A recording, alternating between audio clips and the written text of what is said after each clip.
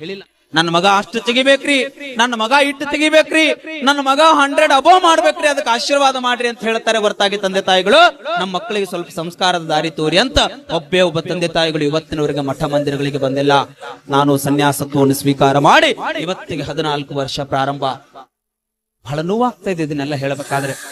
ನೀವೆಲ್ಲ ತಂದೆ ತಾಯಿಗಳು ವಿಚಾರ ಮಾಡಕತ್ತೀರಿ, ನನ್ನ ಮಗ ಬಹಳ ದೊಡ್ಡ ಜಾಬ್ ಮಾಡಬೇಕು, ನನ್ನ ಮಗ ಫ್ಲೈಟ್ ನೊಳಗೆ ಹಾರಿ ವಿದೇಶಕ್ಕೆ ಹೋಗಬೇಕು ಅಂತ ವಿಚಾರ ಮಾಡಕತ್ತೀರಿ. ನಿಮಗೆ ಸತ್ಯ ಹೇಳ್ತೀನಿ, ಅದು ವಿದೇಶಕ್ಕೆ ಹೋಗದ ಮೇಲೆ ನೀವು ಮನ್ಯಾಗ ಪರದೇಶ ಹಾಕೊಂಡಿರ್ತೀರಿ. ನಿಮ್ಗೆ ಗೊತ್ತಿಲ್ಲದು ಯಾರಿಗೆ ತಂದೆ ತಾಯಿಗಳಿಗೆ, ಅದು ವಿದೇಶಿ ನೀವು ಪರದೇಶಿ. ಸ್ವಾಮಿ ಸತ್ರು ಬರೋದಿಲ್ಲ ಆಗ್ಯಾರೀಗ. ಹಬ್ಬ ಸತ್ತಾಗ ಮಕ್ಕಳು ವಿದೇಶಕ್ಕೆ ಹೋದ್ರೆ ಎಷ್ಟು ನೋವು ಅನಿಸ್ತದೆ ಅಂದ್ರೆ, ತಾಯಿ ಸತ್ತಾಗ ನಾ ಕಣ್ಣಾರೆ ಕಂಡಿರ್ತಕ್ಕಂಥ ಉದಾಹರಣೆ ಹೇಳುತ್ತಾನೆ. ಬದಾಮಿ ಒಳಗಡೆ ಒಂದು ಡಾಕ್ಟರ್ ಮಣಿತಾನ, ಅವ್ರ ಹೆಸರು ಹೇಳೋದಿಲ್ಲ. ಅವ್ರ ಮಗ ಅಮೆರಿಕದಲ್ಲಿದ್ದ, ಬರ್ಬೋದಾಗಿತ್ತು. ಕೋಟಿಗಟ್ಟಲೆ ಹಣವನ್ನು ಮಾಡಿಟ್ಟಿರ್ತಕ್ಕಂಥ ವ್ಯಕ್ತಿಗಳು ಬರೋದಕ್ಕೇನು ಅಸಾಧ್ಯ ಅಲ್ಲ, ಬರ್ಬೋದಾಗಿತ್ತು.